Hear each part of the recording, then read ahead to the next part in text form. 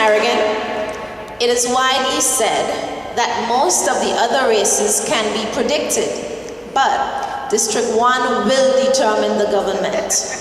What's your view on the elevated importance of District 1 this time around? You have 2 minutes. I sincerely believe that District 1 will determine the government. In fact, as has been displayed all over this country, there have been so many candidates.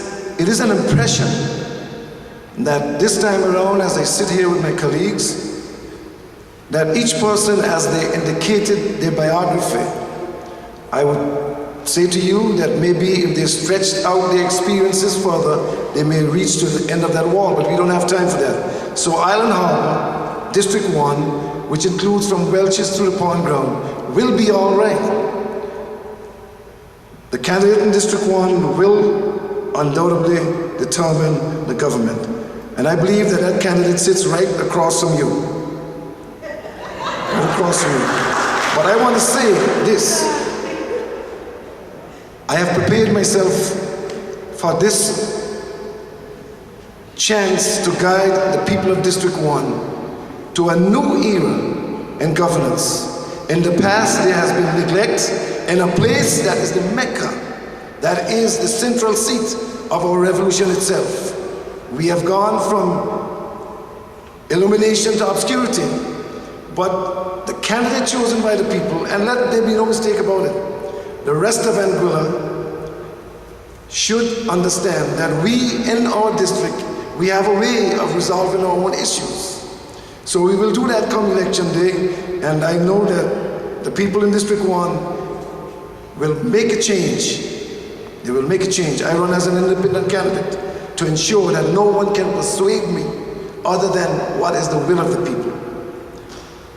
I say nestled in where I am, with my experience in this valley of indecision, we will bring decision this time. Thank you, Mr. Harrigan. Ms. Webster, what's your view on the elevated importance of District 1 this time around? I think District 1 is very important. I don't know, I believe that every Anguillian has a right to vote, and it's equally balanced, and I think that we mustn't focus on minimizing other districts in terms of relative importance. However, I believe that it is more challenging in District 1 to foretell the outcome of the election, perhaps. And to that extent, I could well appreciate that the focus is on District 1. I think the fact that we have 5 candidates is an unusual thing.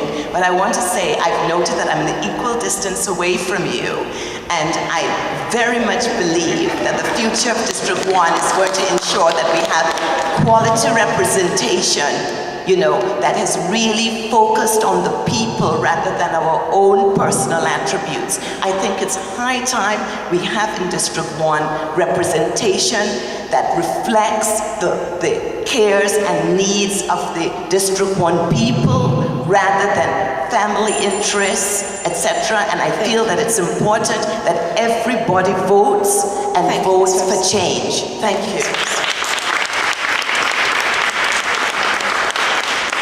Mr. Hodge, would you like me to repeat the question? Or? Yes. No, that's okay. Mathematically, there are thousands of possible combinations of how the House of Assembly can be constituted after the next election. And some of the high school students here who do maths would know how they work that out. So Island Harbor, District 1 will be important, but so will be the other seats. And if people say that District 1 will determine the government, then what they're actually saying is that certain parties will not do anything in the elections. I don't want to go that far. Quite frankly, my objective, my campaign is on representation in District 1. I think that in Anguilla we've been doing things backward. We've been focusing on who's going to get into the government as opposed to how we are going to represent the district we're elected to represent. But the problem is fundamental. The House of Assembly is too small. And one of the first things the new government must do, which is what the United Front said they would do in 2000, is to change the structure of the House of Assembly. Thank you.